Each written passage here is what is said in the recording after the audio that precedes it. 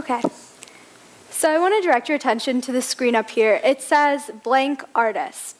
Now in your minds, I just want you to fill in this blank with whatever you feel is appropriate given the context. So hopefully some of you thought creative artist or successful artist, but most of you probably thought of the very famous saying, the starving artist. So what is the starving artist? Well, it's essentially society's belief that artists are less equipped for success in comparison to their STEM counterparts. I myself get asked all the time why I would choose to major in art and design next year at the University of Michigan. And the truth is, it's because I see the value in becoming a creator. Because at this moment, artists are at the forefront of innovation in our diversifying economy. And understanding, empathizing, and promoting this experience has become integral to the success and advancement of both our society and culture.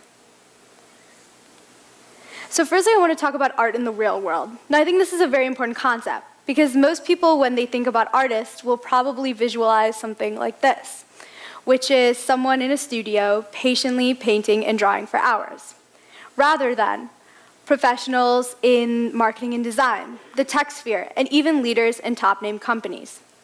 These are all sectors that require a real creative background, a propensity to think beyond what is given and find imaginative solutions to difficult and pressing issues.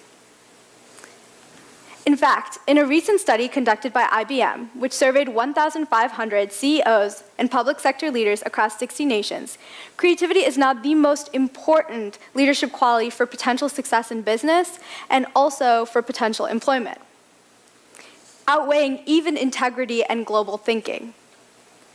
CEOs from the same study cited the rapid escalation of complexity as the biggest issue challenging them and their organizations. These same CEOs stated that creativity was the single most important leadership competency for enterprises seeking a path through this complexity. This is because artists and creatives are seen as more capable to break from the status quo of industry, enterprise, and revenue models.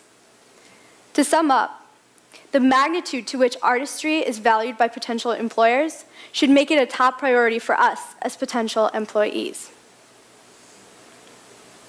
So similar to the last study, John Maeda, the current president of the Rhode Island School of Design, makes the claim that the archetypal business person in a role of leadership is stuck on the bottom two rungs of this pyramid, where all decision-making is constrained by reality. Artists and designers, however, move past this realm into higher planes of problem solving, which involve creativity and finally boundless creativity or imagination. Artists and designers are constantly trying to innovate beyond the status quo. Or as Nancy Adler from McGill University puts it, you'd be hard-pressed to find an artist who didn't approach a blank canvas wanting to produce something of high quality. But all too often, people in the commercial world end up settling for the just good enough.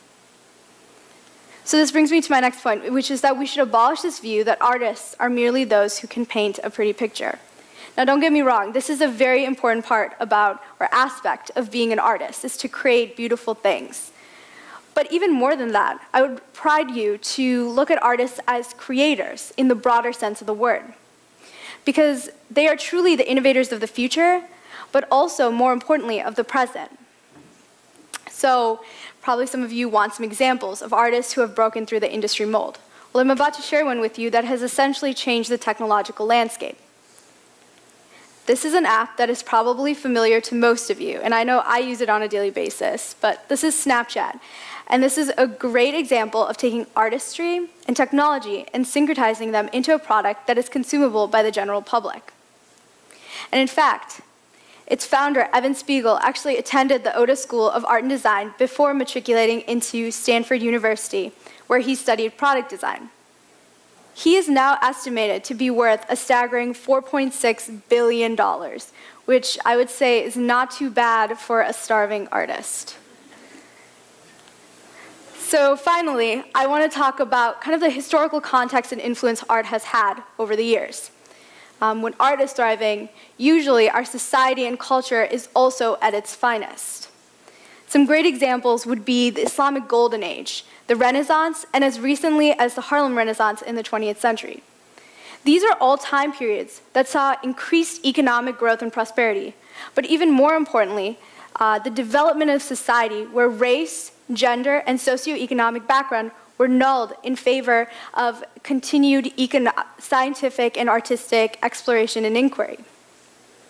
Whether it be calligraphy and architecture during the Islamic Golden Age, fine arts during the Renaissance, or a new generation of African American voices during the Harlem Renaissance, these eras show the importance of having artistically involved communities. Art has truly left our society for the better. And now, more than ever, it's no longer an option to empathize with the artistic experience, but a necessity as we move towards a more technologically based civilization. Similarly to art, empathy is not something you are intrinsically born with, but rather something you learn through shared experience and growth. So next time you think of an artist, don't see them as starving, but rather hungry, harnessing an appetite to change the world. Thank you.